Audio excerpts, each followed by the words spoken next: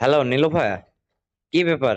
এই আমি তোমাকে বলছিলাম কি আর তুমি করলাটা কি? হ্যাঁ, স্যার, আপনি যে আমাদের এই সেকশনের দুইটা মেয়ের নাম্বার আপনি চেয়েছিলেন, এটা স্যার আমি ওদের বলছি, কিন্তু ওরা নাম্বার দেয় না। আমি যদিও বলছি আপনার কথা, কিন্তু ওরা স্যার এটা বিশ্বাস করে না, বুঝছেন স্যার। এখন আপনি আসলে ওদের নাম্বারটা কি করবেন আমাকে একটু খুলে বলেন তো, মানে আমি একটু কনফিউজের মধ্যে আছি স্যার। আপনার তো সব কথাই আমি শুনি বা শুনে আসছি, তাই না স্যার? কিন্তু ওদের নাম্বার আপনি এখন কি করবেন নতুন করে? আমি ঠিক আপনার মতলবটা বুঝলাম না স্যার। কেন তুমি ওদের বলনি যে জিএম স্যার তোমাদের কন্ট্যাক্ট নাম্বার চেয়েছে? এই কথাটা ওদের বলনি তুমি? ইস, স্যার আমি তো বলছি। আপনি বিশ্বাস করেন না কেন স্যার?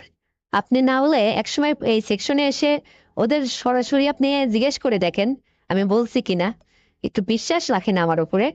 আর আমি ওদের বলছি বারবার করে যে বড় স্যার তোমাদের দুইজনের কন্ট্যাক্ট নাম্বারটা চেয়েছে। তো ওরা তখন বলে যে ঠিক আমি আপনার কথা বিশ্বাস করছি না। তো এই ক্ষেত্রে আমি এখন কি করব স্যার? ওরা যদি ওদের পার্সোনাল কন্ট্যাক্ট আমাকে না দেয়, আসলে আমাকে বিশ্বাস পাচ্ছে না যে আমি নাম্বারটা কাকে দিই বা না দিই, এরকম আর কি। তো স্যার, এর জন্য আমি আসলে দায়ী না, আমি তো আপনার কথা মানছি। এখন আপনি অন্যথায় ট্রাই করুন না স্যার। আর আপনি আমাকে যখন যেটা বলেন আমি তো শুনি। আমাকে যদি আপনি কোনো কমান্ড করেন, সেটা কি আমি কখনো অমান্য করছি স্যার? আপনি আমাকে একবারে নিজেকে আমার উপরে একটা মানে কমেন্ট করে দেখুন যে আমি আপনার কথাটা রাখি কিনা। আরে রাখো রাখো, তোমার ওই চাপাবাজি দেখবো আমি নিজেই তোমাদের ফ্লোরে যে ওই দুজনকে একটু ডাক দিও। তারপর আমি ওদের কন্ট্যাক্ট নেবো, ওদের সঙ্গে আমার একটু কথা আছে। আসলে ওদের চাকরি দেওয়ার সময় যেটা আমার মিট করা ছিল, সেটা তো ওরা তো জয়েন করছে, আমি তো ওদের জয়েন করাই দিছি। কিন্তু আমার সঙ্গে আরেকটা মিট করা ছিল, সেটা তো ওরা এখনো ওদের মনে নাই নাকি নাকি স্মরণ করায় দিতে হবে। এটা আসলে আমি নিজে ওদের কি করে যে বলি। আচ্ছা তুমি এটা কি ওদের বুঝাই বলতে পারবা যে স্যারের সঙ্গে তোমার চাকরি পাওয়ার বিষয়ে যেটা হচ্ছে মিট করা ছিল সেটা কি সম্পূর্ণ পূরণ করছো নাকি কোনোটা স্পেস রাখছো? এটা একটু জিজ্ঞেস করে তো দেখি, তাহলেও বুঝতে পারবে যে আসলেই বড় স্যার তোমাকে কন্টাক্ট নাম্বারটা দেওয়ার জন্য বলছিল। এইটা একটু তুমি ওদেরকে একটু জানান দাও, বুঝছো? ঠিক আছে স্যার, আমি আগামীকাল আবার ওদের একটু কমান্ড করব। আর আপনি যা বললেন আমি ঠিক তাই বলবো ওদের। কিন্তু স্যার, একটা প্রশ্ন করি আপনাকে। হ্যাঁ নীলুফা, তুমি আমাকে কি প্রশ্ন করবা, করো দেখি। স্যার আমি বলছিলাম যে মানে ওদের পিছনে উঠে পড়ে লাগছেন কেন এত স্যার? মানে ওদের দিয়ে আপনি কি করবেন ওই দুইজনকে দিয়ে? মানে এটা ঠিক আমি বুঝলাম না। মানে ব্যাপারটা একটু আমাকে কি শেয়ার করা যায় না স্যার? তাহলে আমি তো জানেনই আপনার সমস্ত পার্সোনাল ব্যাপারগুলি আপনি আমাকে বলেন, বা আমার সঙ্গে আপনি যা করছেন সবই তো এই যাবৎ গোপনই আছে। তাহলে বলতে কোথায় সমস্যা স্যার? একটু বলেন তো শুনি আমি। নীলুফা, আসলে তোমাকে, হ্যাঁ, বিষয়টা একটু শেয়ার করার দরকার আমি মনে করি। কারণ দেখো, ওরা দুইজন চাকরি নেওয়ার সময় বললো যে স্যার আপনার চাকরি নেওয়ার শর্ত সাপেক্ষে যা যা বলবেন আমরা তাই মানবো। তো বাস, আমি তো ওদের গত মাসে জয়েন করাই দিছি। এখন মানে ব্যাপারটা হলো যে যেটা আসলে আমি তোমাকে বলতে চাচ্ছি, তুমি কাউকে কিন্তু এই কথা শেয়ার করবে না। মানে তোমার বেলায় যা ঘটছিল মনে আছে তোমার? মনে থাকবে না কেন স্যার? আমি তো সবই জানি আপনি কি বলতে চাইছেন, বলুন স্যার তারপর। মানে তোমার বেলায় যা ঘটছিল, ঠিক ওদের বেলায় ওই রকম একটু মানে শর্ত ছিল, যেটা আসলে ওরা গ্যাপ রাখছে। সেই শর্তটা এখনো আমার সঙ্গে ওইটা ওরা সাক্ষাৎ করেনি, বুঝছো ব্যাপারটা? বুঝতে পারছো তুমি?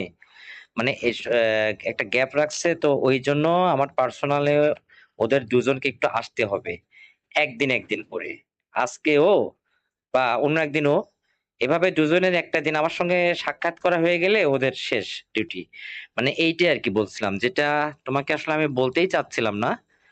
তো বললাম আর কি, মানে তোমার সঙ্গে বিগত দিনে আমার যা হয়েছিল, যেভাবে তোমাকে চাকরি দিতে গিয়ে তুমি যা আমার সঙ্গে করছো, ওদের সঙ্গে তো এটা আসলে আমার মিট করা ছিল, কিন্তু ওরা তো আমাকে ধরা দিচ্ছে না।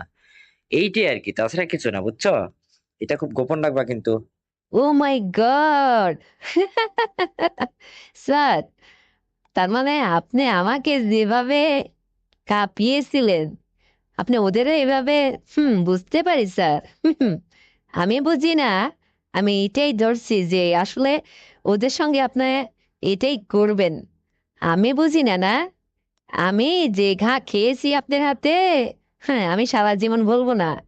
আপনি যেভাবে ওই ইয়া করেন, আপনার হাতে যে একবার ওই ঠাপুনি খাবে সে সারা জীবন মনে রাখবে স্যার, বুঝছেন?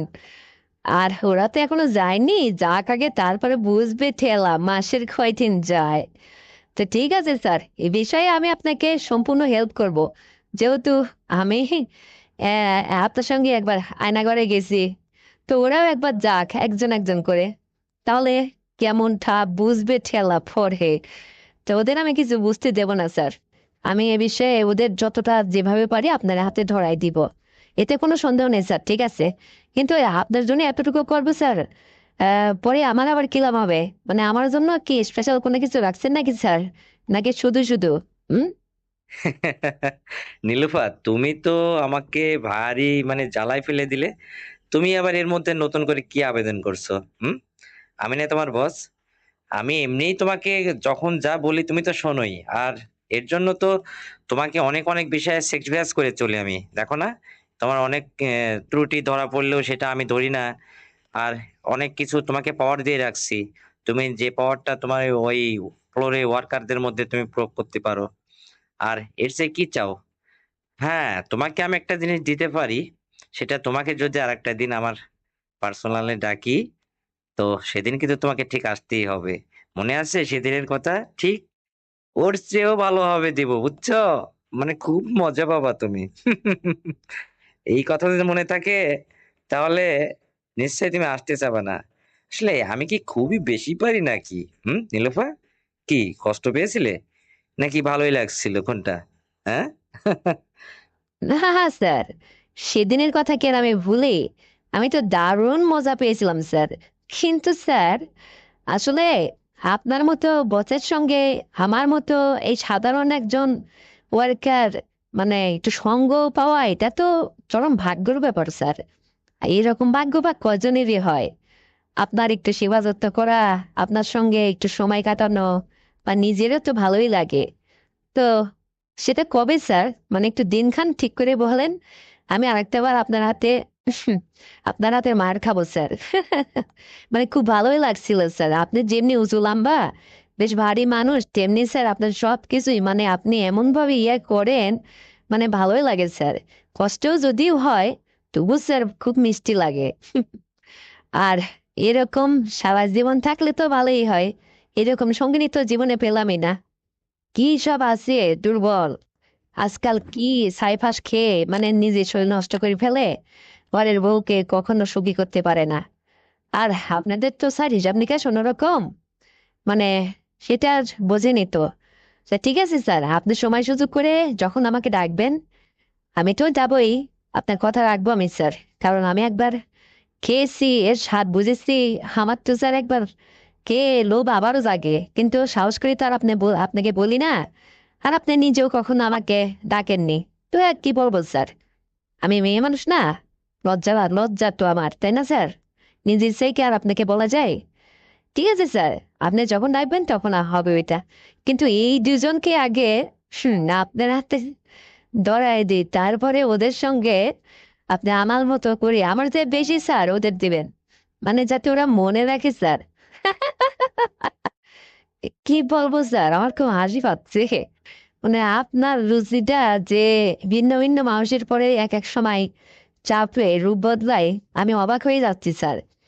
তো ঠিক আছে স্যার, আপনি যে প্রত্যেকের বেলায় এরকম আচরণ করেন, এটা আজকে আমার জানা হলো স্যার। মানে ওদের সময় এটা করবেন আর কি। আচ্ছা স্যার, আমি আপনাকে আরেকটা প্রশ্ন করি। ধরুন, এই যে এই গার্মেন্টসের এত ওয়ার্কার, এই যে কত সুন্দরী সুন্দরী রমণীরা যারা আপনার এই অফিসে চাকরি করে, কিন্তু চাকরির বেলায় কি স্যার প্রত্যেকেরই আমার মতোই একই দশা করছেন, নাকি কিছু কিছু মানুষের এটা করছেন স্যার?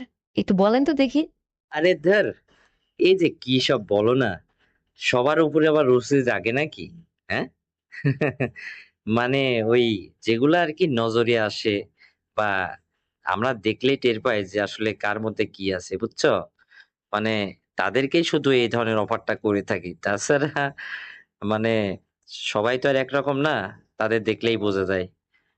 এইভাবে আর কি। তাছাড়া মানে ভালো সবাইকে এক গোছালো করে মনে করলে কি হয়? তাহলে তো আমাদের ইজ্জত যাবে। বোঝো না এটা? এটা তুমিও তো বোঝো। যেমন তোমাকে দেখে আমি বুঝতে পারছিলাম যে তোমার মধ্যে আসলে একটু রোমান্টিকতা আছে।